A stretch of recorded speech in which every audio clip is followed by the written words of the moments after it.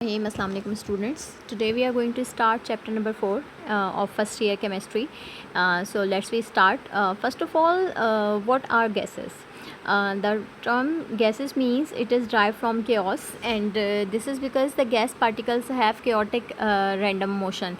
Chaotic random motion include all of the gases particles which are in a different motion, and they keep on colliding with each other and with the walls of the container. So for example, these two are the gaseous molecule, so they will collide with each other and with the walls of the container also. So that's why they don't have fixed motion. They keep on colliding with each other and with here and there, and they travel in straight line until they collide. Fine. So the diagrammatic representation which I am showing, they just move in that way.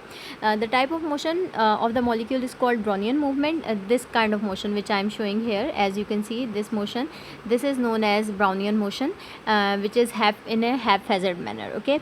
Effect of pressure on a gases, and this is the main important part, that what is the effect of pressure on a gases. So basically when we try, because they have intermolecular distances in them, and when we try to press them, when we try to apply a pressure on them, so they can be compressed easily, and this shows that intermolecular forces among the molecules are negligible at lowest pressure. However, these forces increases with the increase of pressure. For example, the forces are negligible at 1 atm, and when we are increasing at about 10 atm, and at a very high pressure, it is found by experiment that when the pressure is sufficiently low, all gases satisfy the perfect gas laws, and this is the law which we will inshallah study in further. But here what they were saying, what they want to say, for example, we have a container and we have we this kind of pressure we have. Fine. And for example, if I am going to compress the gas, so definitely the gases molecule will come to close each other like that, like this, and definitely, for example, just suppose that this is the 1 atm, sorry, this is the 1 atm case, and this is a 10 atm case. So automatically the pressure is increased here, and when we will increase the pressure, so automatically gaseous molecules will be compressed easily, and they will come close to each other, and pressure will be increased. Fine. Let's we have a start of the KMT of a gases. First of all, it was postulated by Daniel Bernoulli. The kinetic theory of gases was elaborated and extended by a number of well-known physicists such as James Maxwell and Boltzmann. And in 1857, Clausius derived the kinetic equation and deduced all the gas laws from it. And what are the gas laws? Definitely we are going to study further. But let's we have a look on the KMT, kinetic molecular theory of gases.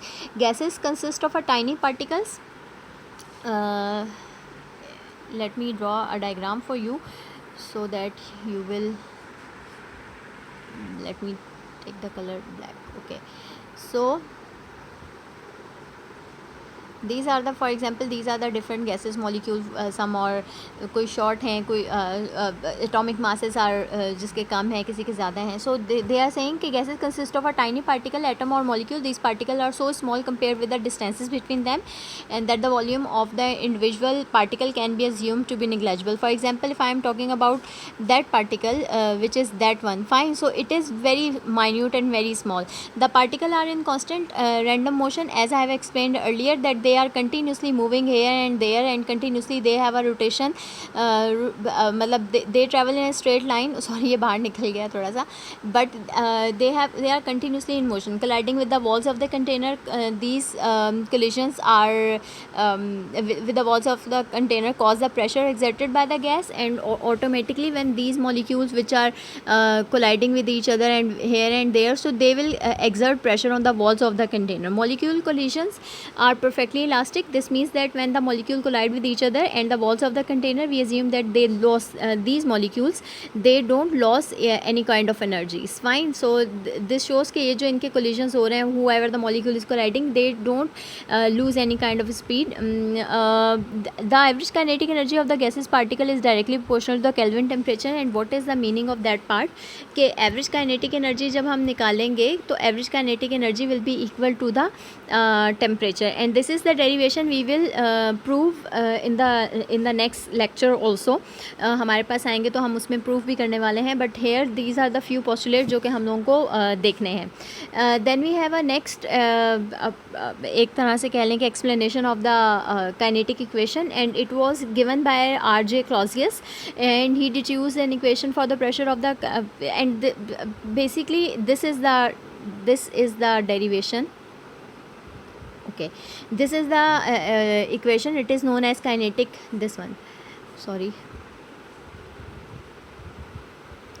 this is called kinetic equation. Hopefully you can see this is equation, and that is the value PV is equals to 1/3 mnc square. and ये देख लीजिए कि what are the terminologies used for what is m, what is n, and what is c, and what is v. So v, it is volume. M is equals to mass of one molecule of a gas, and n is equals to number of moles of the gas, and then you have c square, and c square means mean square velocity of a gas molecules. This is the value जो हमारे पास कोई derivation नहीं है इसकी, just एक formula इसका use किया जाता है for kinetic equation, and it was deduced for the ideal gas postulates of kinetic molecular theory से डिड्यूस की गई थी. उसका रिप्रेजेंटेशन इसकी ये है. Since the molecule of the gases under the given condition do not have the same velocity, so mean square velocity is considered. For example, इसका मतलब क्या है कि ऐसा ही सेट कि we have different kind of यहाँ पे हमने बात की थी कि we have different kind of we have a container, और इसके अंदर हमारे पास डिफरेंट साइज़ और डिफरेंट किस्म के गैसेस के मॉलिक्यूल्स हैं. तो when they are moving, so they don't have a fix velocity. कोई किसी वेलोसिटी से मूव कर रहा है, कोई किसी वेलोसिटी से मूव कर रहा है.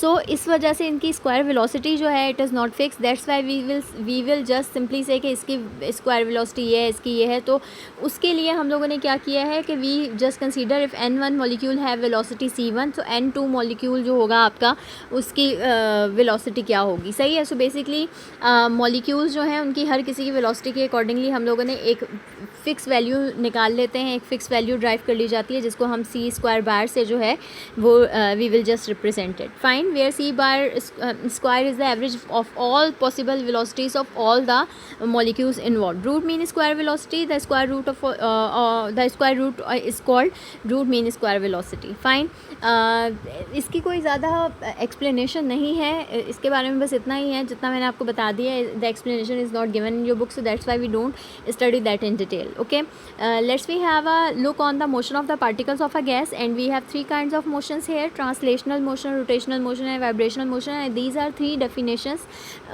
जो कि आप लोग already familiar होते हो. सही है. So this is just a recall of all these motions. So as we all know, according to the KMT theory, the molecules are always in a state of haphazard motion. अच्छा, what is the meaning of haphazard? Haphazard means that they don't have a fix, like they are moving here and there and all that. Fine. So this is haphazard. As a result, due to their motion, they will have a certain kinetic energy. The increase or decrease of a temperature will increase or decrease their motion. As we know, the kinetic energy and the energy of the molecules have a direct relation with the temperature. As we are increasing the temperature, the kinetic energy of a molecule of that particular molecule will also increase. If we decrease the temperature, so automatically वो भी decrease हो जाएगा. So इसको हम लोगों ने जब discuss करना है, so we will basically discuss them into three parts. We have three kinds of motions: translational, rotational, and vibrational. Let's we start with the translational motion. सबसे पहले अच्छा चलें ये देख लें कि ये क्या लिखा हुआ है. A monoatomic molecule helium will show only translational motion, while a diatomic hydrogen and polyatomic molecule CO2 and ammonia will undergo in addition to translational motion the rotational and vibrational motions too. So इनको देखते हैं कि होता क्या है. सबसे पहले the translational motion is imparted to the gas molecule due to their motion in all possible direction is called translational motion, and the energy as kinetic translational energy. In this case, the entire molecule move from place to place, like they in that definition, according to that this definition, they just move in all possible direction, and in all possible direction जब आपके पास movement होगी, so this is known as translational motion. Then you have a rotational motion. Rotational motion imparted to the gaseous molecule as a result of a net angular momentum about their center of gravity is called a rotational motion, and the energy as kinetic rotational energy. In this case the molecule spins like a propeller, and in this case we would just include a circular orbit के अंदर जो motion हो रही होगी, जो movement हो रही होती है, उसको हम इंक्लूड कर रहे होते हैं रोटेशनल मोशन में. And when it comes to vibrational motion, so vibrational motion, the motion imparted to the gaseous molecule due to oscillation is called vibrational motion. And I am sure कि you are familiar with this. Vibration का concept क्या है कि बस एक ही fix place होती है, like you have a solid particles, उसके अंदर जो मूवमेंट हो रही होती है मॉलिक्यूल्स की, वो एक ही जगह हो रही होती है. So this is known as vibrational motion. और इधर here I am going to discuss and show you the few examples of translatory, vibrational and rotational motion. So let's we start with the translational motion. Translational motion, as I have explained you with the definition was given. So let's we take the examples of translatory motion. So if you see example of a moving car or a train, it is an example of translatory motion. Fine. Next we have, if we have a football and it is moving in a room, so it is example. Next we have a sliding, जो आपके पास होता है slides वाले झूले होते हैं, उसके अंदर अगर बात करते हैं, example for example you have seen this kind of example in which you use the catapult kind of things. So these all are examples of translatory motion. And when a body moves along a straight line, it is also called rectilinear motion. It is not included here, it is a part of actually translatory motion, but because हमारे पास आ रहा है, so we are just studying it. So these are few आपके सामने जो मैंने discuss किए हैं, these are the few examples of translatory motion. So next I am going to show you the rotational motion. For example, we have a giant wheel, and we all have seen this kind of examples. So this is example of rotational motion in which your center point is fixed. Like it is not taking part in the movement, but the remaining part जो आपके पास है, it is moving, और ये move कर रहा है, तो centre जो है वो फिक्स है, इसके अंदर यही बता रहे हैं. और इस तरह की जो मूवमेंट होती है, this is known as rotational motion. Fine. और इसके अंदर इसकी ज़्यादा डिटेल हमारे पास डिस्कस नहीं की गई, that's why I am not going to discuss. Students, vibrational motion की अगर हम एग्जाम्पल की बात करें, तो सबसे ज़्यादा common, the most common example is of mobile phones, as we all see कि मोबाइल फ़ोन वाइब्रेट किस तरह कर रहा होता है. Next we have example of खुदा ना खास्ता अगर अर्थ को एक आ जाता है, so this is example of vibrational motion actually. इसके अलावा आप लोग देखते होंगे कि अगर कभी ज़मीन हिलते हुए नज़र आए, तो वो उसके अंदर रोटेशन नहीं हो रही होती, ट्रांसलेशन नहीं हो रही होती, बल्कि वो वाइब्रेशन हो रही होती है. इसके अलावा हमारे पास एक एग्जाम्पल और है कि आपने ये देखा होगा कि जब भी ट्रेन्स वगैरह अगर आप देखते हैं कि आती हैं, तो दूर ही होती हैं, और जैसे जैसे करीब आ रही होती हैं, तो ज़मीन के अंदर एक जो मोशन आपको नज़र आ रही होती है, वो this is example of vibrational motion actually. So these are three life routine से examples मैंने आपको दिखाई हैं. Further more examples हैं, but I am not going to discuss that in detail. क्योंकि there is a big part of these all motions are included in our chapter, so I just wanted to show you the different examples so that your concept must be clear. Fine. So these are three motion: rotational, vibrational and translational, which we have seen, and this is a formula of vibrational motion, that in that kinetic energy is equals to kinetic energy of vibrational plus potential energy of vibrational. इसके formulas और इसकी definitions जो हैं वो आप लोगों की book में मौजूद हैं, तो वहाँ पर आप पढ़ सकते हैं, वहाँ देख सकते हैं. बेसिक कॉन्सेप्ट जो था वो मैंने आपको बता दिया है कि क्या होता है. इसके अलावा अगर अब हम आगे पढ़ते हैं, तो this is the pictorial diagram of all the motions. Three types of molecular motion: first one, second one and third one, and all these three are shown here. In that vibrational motion, it is, as you can see, this is just a to and fro motion. इसको to and fro motion भी कहा जाता है vibrational motion को. rotational motion, as I have shown you the wheel diagram, so इसकी example ही उसके अंदर बताई जा रही है. and translational motion, like here and here, all four types में आपके पास जो है ये move कर रहा है, and from one place to another ये move कर सकता है. हाँ, एक और चीज़ यहाँ पर जो आपको बताना है इम्पॉर्टेंट है कि ये जो वाइब्रेशनल मोशन है, it normally occurs in solids. सही है. So they just vibrate. And when it comes to rotational motion, so gases and liquid gives rotational and translational both. So उनकी विस्कोसिटी पे होता है, उनकी उसके ऊपर होता है कि कितना आपके पास लिक्विड है, तो वो जितनी चीज़ लाइटर होती जाएगी उतनी ट्रांसलेशनल की तरफ मूव करती जाएगी. Okay. Next part is absolute temperature scale on the basis of Charles law. इसके अंदर basically let we have a look on the on that part also. The Charles law stated that the volume of a given mass of a gas increases or decreases by 1/273 times of its original volume and reduces to zero at minus 273.15 degrees Celsius. Let me read it first and then I am going to explain it. Okay. Actually at this temperature the gases does not remain in gaseous state but changes into liquid or a solid. What does it mean? It means कि we have just a एक इस तरह से हमारे पास एक phenomena हम लोगों ने ऑब्ज़र्व किया हुआ है इसके अंदर कि, और ये that was given by Charles actually, and he stated that the volume of a given mass of a gas increases और decreases by 1/, this is the formula, 1/273 time increase या डिक्रीज़ हो जाता है of its original volume and reduces to zero at this temperature. कहना ये चाह रहे हैं, समझाना ये चाह रहे थे चार्ल्स के आप लोग अगर जैसे जैसे for example you all have seen the example of a liquid turning into solid, and it is very obvious that when we put water into the freezers, तो हम लोग देखते हैं कि it turns into solid, like ice में convert हो जाता है. कब होता है? when we decrease the temperature. ठीक है. So that's what he wanted to explain, that this is the phenomena which we observe about liquid into turning into solids ना.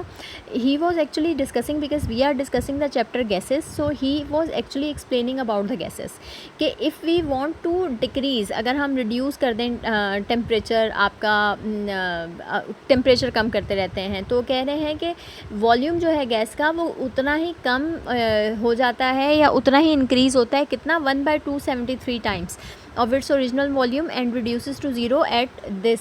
के मतलब हम चाहते हैं कि हमारी गैस का वॉल्यूम बिल्कुल ज़ीरो हो जाए. तो वो कब होगा? वो इस टेम्परेचर पे होगा, -273 डिग्री. एक्चुअली ये कोई गैस ऐसी नहीं होती जो इस टेम्परेचर तक पहुंचती है, और कोई गैस ऐसी नहीं होती जो ज़ीरो पे हो जाती है. एक्चुअली कहते हैं कि ये फिनोमेना हो ही नहीं सकता, this is not a possible thing कि ये हो जाए. लेकिन ऐसे थ्योरेटिकल हम लोगों ने एक चीज़ ऑब्जर्व की हुई है कि चार्ल्स ने कहा था कि अगर हम चाहते हैं कि गैसेस का वॉल्यूम हमारे पास ज़ीरो हो जाए तो हम कहाँ तक लेके आ जाएं? -273.15 तक लेके आ जाएं. जब हम यहाँ तक लेके आते हैं तो एक्चुअल प्रैक्टिस में क्या होता है कि वो जो हमारी गैस है, क्योंकि हमने टेम्परेचर बहुत ज़्यादा कम कर दिया ना गैसेस का. अच्छा, नॉर्मली तो हम नहीं देखते ना कि हमारे पास हाइड्रोजन का मॉलिक्यूल है, वो गैस का मॉलिक्यूल है, वो लिक्विड में कन्वर्ट हो जाए, या आपके पास ऑक्सीजन है वो कन्वर्ट हो जाए. Normally you don't see it, but actually ऐसा होता है कि your gases converts into liquid when there is a very very very minimum temperature. तो कहते हैं कि अगर हम इतना डिक्रीज़ कर दें टेम्परेचर को, कितना डिक्रीज़ कर दें? -273.15 तक डिक्रीज़ कर दें, तो हमारी जो भी गैस है वो उसका वॉल्यूम ज़ीरो नहीं होगा, बल्कि it will start converting it state. in actual practice it will start converting it state from changes into liquids or into a solid, obviously as we are decreasing temperature. So ये एक absolute temperature scale on the basis of a Charles law design किया गया था, और उसकी value ये थी, ये आपके पास -273.15 से 15 तक होती है. मतलब नेगेटिव वहाँ से स्टार्ट होती है, -273.15 से फिर जाती है हेयर इनटू ज़ीरो, और इस साइड पॉजिटिव की तरफ जा रही होती है. नेगेटिव आपने -273 तक लेके जाना है.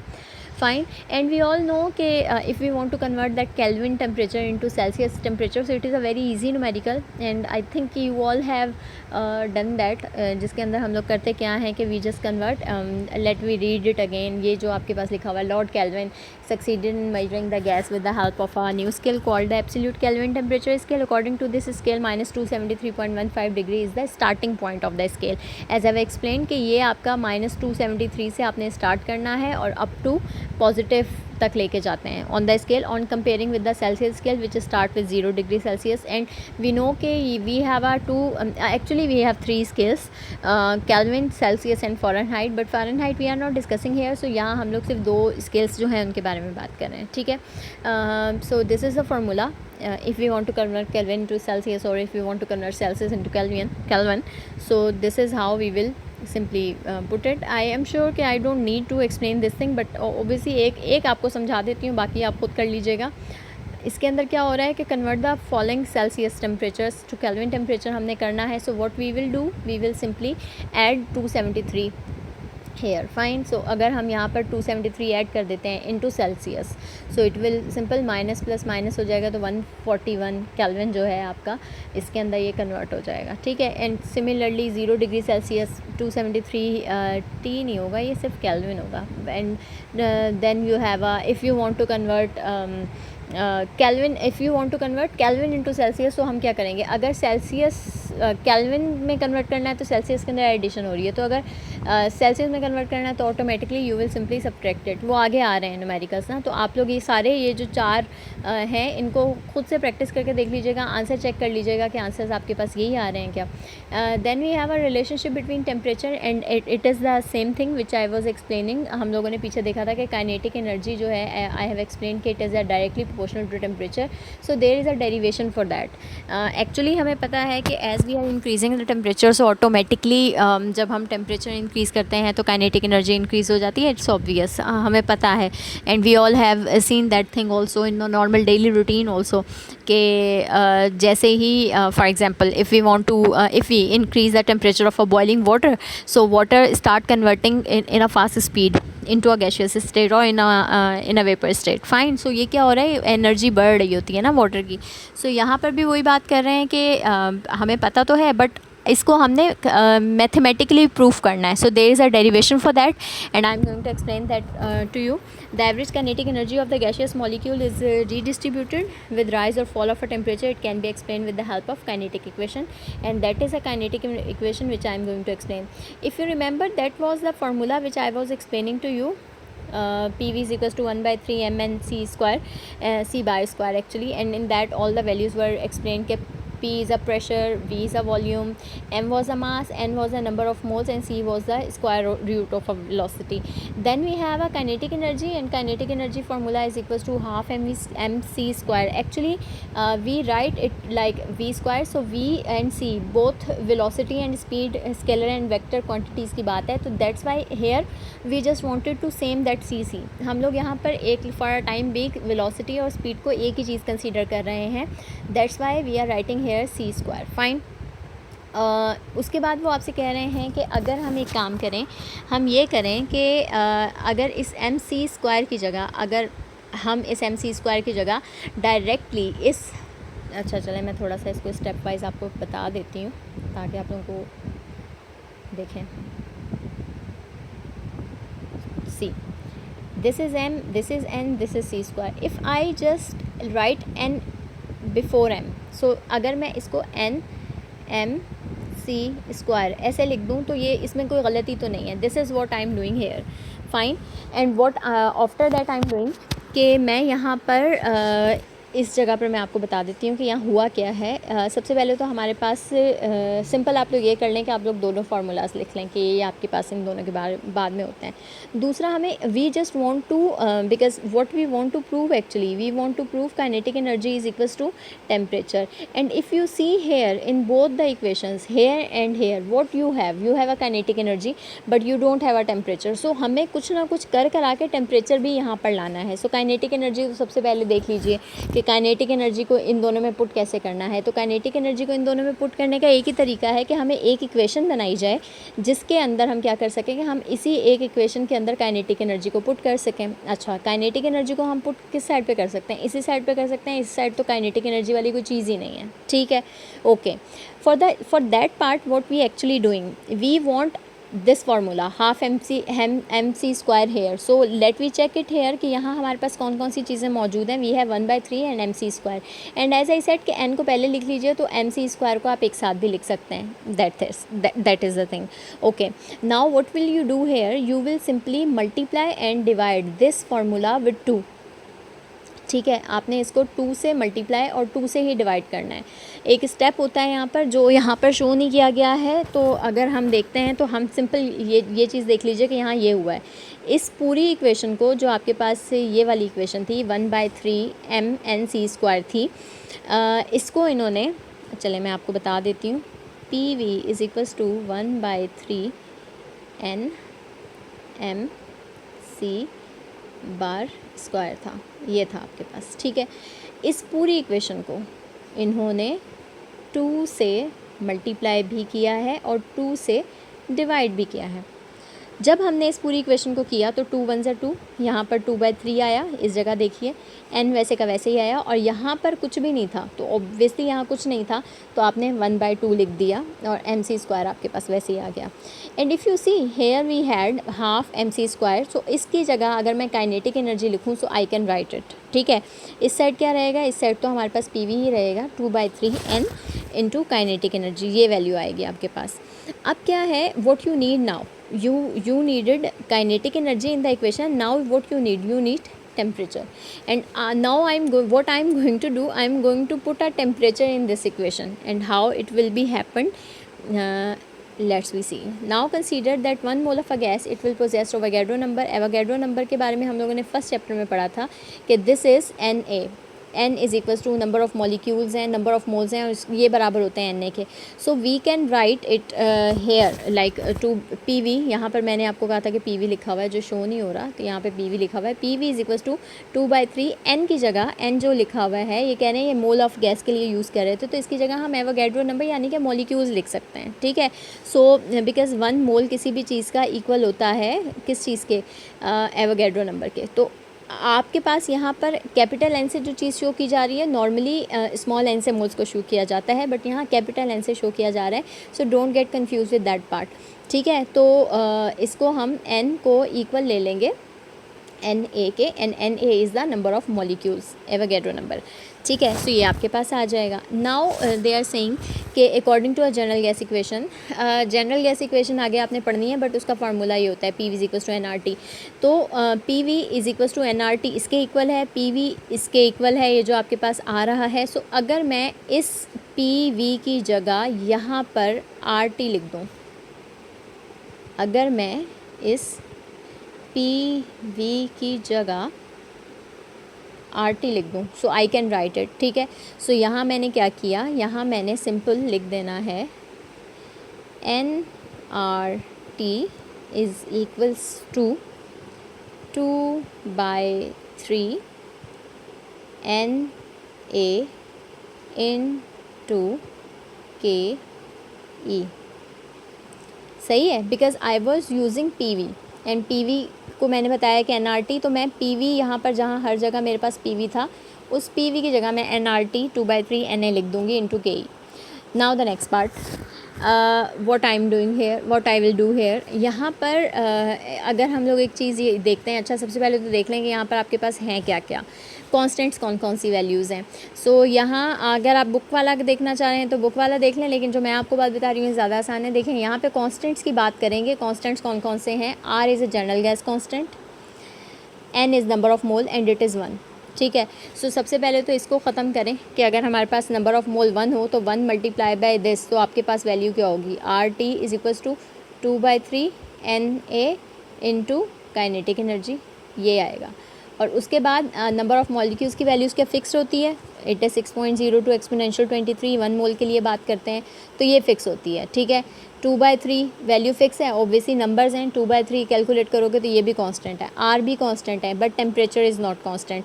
तो अगर मैं यहाँ पे एक बात करूँ कि मैं जितने भी मेरे पास कांस्टेंट्स हैं मैं उन सब को किसी साइन के अंदर कन्वर्ट करने की कोशिश करूँ, तो यहाँ पे मेरे पास देखें चीज़ें कांस्टेंट हैं कौन कौन सी नहीं। मेरे पास यहाँ पर एक काइनेटिक एनर्जी कांस्टेंट नहीं है और एक टेम्परेचर कांस्टेंट नहीं है, बाकी सारी चीज़ें हैं। R is a general gas constant, 2/3 constant है, एन ए कांस्टेंट है, ठीक है। सो यहाँ पर वो यही कह रहे हैं कि अगर मैं एक काम करूँ कि सिंपल सबसे पहले तो आप टेम्परेचर को यहाँ पर वो कह रहे हैं कि आप इस वैल्यू को थोड़ा सिंपल करने की कोशिश करें, 3 को उठा के आप इधर ले जाएं। आपकी बुक वाले ही बता देती हूँ, 3 को उठा के इधर ले गए, अब आपके पास वैल्यू ये बन गई 2Na के इज़ इक्वल्स टू 3RT, ठीक है। उसके बाद वो आपसे कह रहे हैं कि काइनेटिक एनर्जी अगर आप अलग करना चाह रहे हैं तो काइनेटिक एनर्जी को इस साइड ही रहने दीजिए, 3RT/2Na कर दीजिए। और अब देखिए कि कौन कौन सी चीज़ें आपके पास के इक्वल आ सकती हैं। तो के इक्वल कौन कौन सी चीज़ें आ सकती हैं, के इक्वल आपके पास आ सकती है ये वैल्यू 3R जो कॉन्स्टेंट्स हैं, 2Na।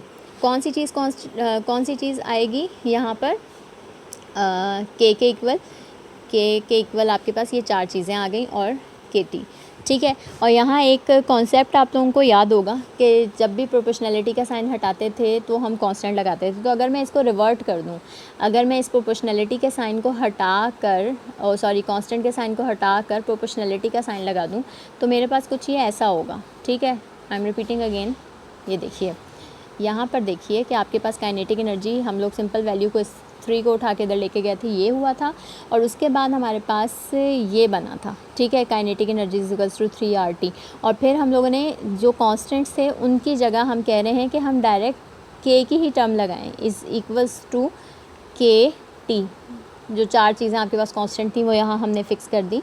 और हम कह रहे हैं कि मुझे इस प्रोपोर्शनैलिटी और इस इक्वल साइन को ख़त्म करना है, इक्वल्स और इस कांस्टेंट को ख़त्म करना है। तो मैं इसकी जगह प्रोपोर्शनैलिटी का साइन लगा सकती हूँ, क्योंकि ये रूल है कि अगर प्रोपोर्शनैलिटी का साइन हटता है तो कांस्टेंट आता है। ठीक है, तो अगर इस इक्वल और के को हटाऊँगी तो डेफिनेटली मेरे पास क्या आना चाहिए, मेरे पास ये आएगा, kinetic energy is equals to temperature. So this is what I wanted to prove and this is what I have proven. Let me give you the again recall of that part कि मैंने किया क्या है. I just took 2 equations.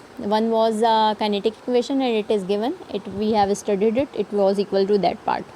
Second was a kinetic energy equation and it is equals to that part. And what we actually wanted to do, we wanted to prove kinetic energy is equals to temperature, but in that part we just had kinetic energy and we didn't have temperature value.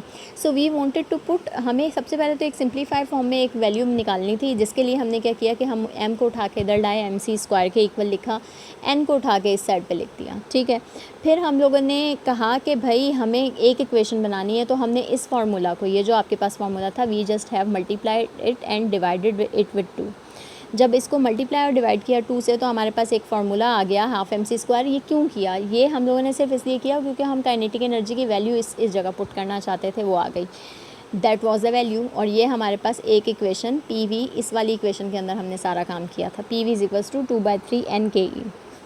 उसके बाद हमने कहा कि okay that is the formula. उसके बाद हमने कहा कि हमारा PV इज इक्वल्स टू होता है, जनरल गैस इक्वेशन के अकॉर्डिंगली PV होता है equal to nRT। It is again a derivation, वो आगे मैं समझाऊंगी, लेकिन फ़िलहाल यहाँ पर तो हमने क्या किया कि इस PV की जगह इस nRT को पुट कर दिया, तो हमारे पास वैल्यू आ गई nRT is equals to 2/3 NKE। ठीक है, फिर हमने कहा कि भाई वैल्यू को थोड़ा सिंपल करें, इस n को हमने सबसे पहले 1 कंसीडर किया कि मोल्स आपके पास 1 होते हैं, और इस n को हमने इक्वल लिखा कि नंबर ऑफ़ मोल्स हमारे पास ये थे, इसको हमने इक्वल लिखा एवोगैड्रो नंबर के Na के। ठीक है, ये हुआ 3, और इसको हमने कहा कि ये 1 है तो इसको लिखें ना लिखें एक ही बात है, तो 3RT इज़ इक्वल्स टू 2/3, ये आ गया 3RT इज़ इक्वल्स टू, यहाँ तक मैंने आपको ऊपर समझाया, 3RT is equals to 2Na into KE। और फिर हम लोगों ने काइनेटिक एनर्जी को एक साइड रहने दिया, बाकी सारी चीज़ें एक साइड ले आए, और फिर हमने कहा कि जो कांस्टेंट्स हैं उनकी जगह आप प्रोपोर्शनैलिटी का साइन लगा दें, और प्रोपोर्शनैलिटी का साइन जब हमने लगाया तो वो हमारे पास इस चीज़ के इक्वल आ गया। That's all about today. यहाँ मैं स्टॉप कर रही हूँ, इंशाल्लाह नेक्स्ट लेक्चर में हम लोग आगे चलें, ये देख लें। Kelvin temperature of a gas is actually the measure of average translational kinetic energy of its molecule. In gases and liquids, the temperature explains the translational energy of the molecule. In solids where we cannot move freely, temperature become a measure of vibrational kinetic energy. ये चीज़ें हमने पढ़ी हैं कि आपके पास क्या होता है। कल इंशाल्लाह हम लोग गैशियस प्रेशर के यूनिट्स और different laws of the gas जो हैं उनको हम डिस्कस करेंगे, Boyle's law, Charles law, Avogadro's law and general gas equation इंशाल्लाह। That's all about today. अल्लाह हाफ़िज़।